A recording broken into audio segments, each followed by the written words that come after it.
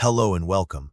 Today we're diving into a fascinating and sometimes serious condition affecting the kidneys, post-infectious glomerulonephritis, or PIGN. We'll explore what it is, what causes it, how it impacts the body, and what can be done about it. So, let's get started.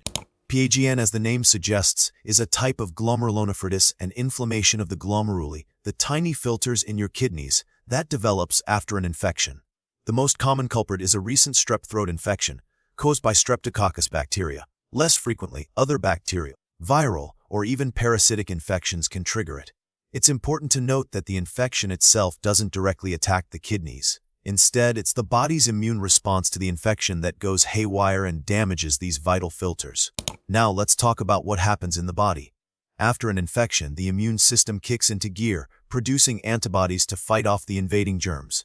In PIGN, these antibodies form immune complexes.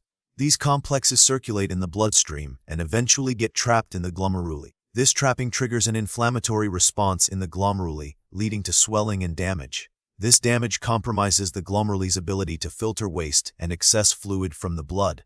As a result, protein and blood can leak into the urine, and waste products can build up in the bloodstream. PIGN predominantly affects children, particularly those between the ages of 5 and 15. However, it can occur in adults as well. While it's seen worldwide, it's more common in developing countries where strep infections may not be treated promptly or effectively. There might be some genetic predisposition involved, but that has not been precisely identified yet.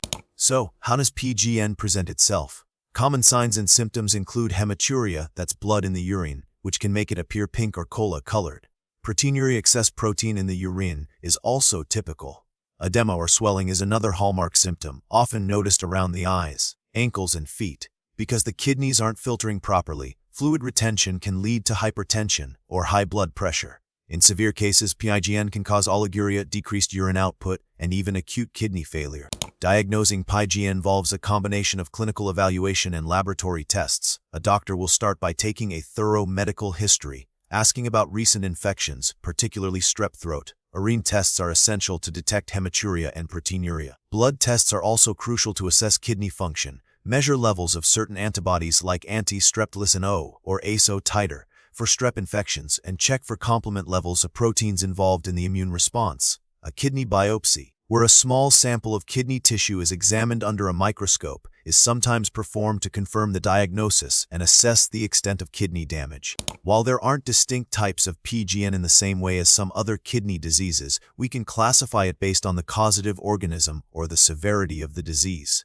For example, we might speak of post-streptococcal glomerulonephritis, or PIGN, secondary to a viral infection. Severity can range from mild self-limiting cases to more severe presentations with acute kidney injury. Treatment for PIGN focuses on managing the symptoms and supporting kidney function while the body heals. Often, the condition resolves on its own within a few weeks or months. Medications to control high blood pressure, such as diuretics and ACE inhibitors, may be prescribed. Dietary restrictions, like limiting salt and fluids, can help reduce swelling. In severe cases, temporary dialysis might be needed to remove waste products and excess fluid from the blood until the kidneys recover. Antibiotics are not given unless there is active infection. The goal is primarily supportive care. The best way to prevent PIGN is to prevent the infections that trigger it.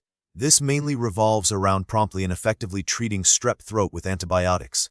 Good hygiene practices like frequent hand washing can also help prevent the spread of infections. Completing the full course of antibiotics prescribed by a doctor is vital to ensure the strep infection is eradicated.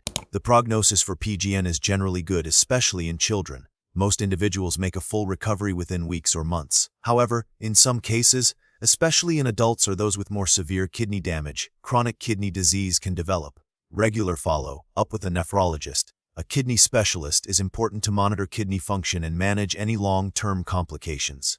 Research continues to improve our understanding of the disease mechanisms and identify potential new therapeutic targets. Future advances may focus on modulating the immune response to prevent the initial damage to the kidneys.